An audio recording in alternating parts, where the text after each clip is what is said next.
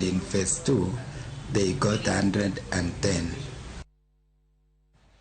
Ji maromo 4 osewito ngimagi ka ji maromo 40 osegamo tuo mar nyaldiema e kaonti ma Migori e kinde mar jumbe 3 nyaka ne tuo ni muoji e kaonti ma Migori. Ma oyangi kod jatend Migago mar thieth e kaonti ma Migori Julius Awuor Nyerere ma wacho ni jogo ma osewito ngimagi ne orem chopo e kar thieth sama owinjore. Nyerere wacho ni giseketo kenge ma opogore mar geng'o landruok mar tuo ni. Ojiwo oganda mondo ket ler kendo ne ni gitiyo kod pi ma othiedhi. Nyaka sani tuo ni mar nyaldiema osechopo e sub-counties ma oting'o Suna West, Suna East, Nyatike kod Kuria West. Oganda e kaonti ma Migori oseywak ne piny owacho mar kaonti ma Migori mondo ne ni ler oketi e bombe kaachiel kod chiwo pi maler ne oganda mondo tuo ni orum.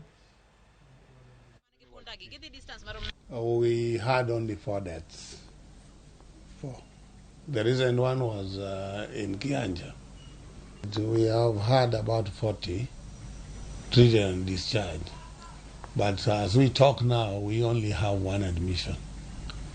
The ones who are admitted at Nyatike, the 5 are already been treated, but we still observe them.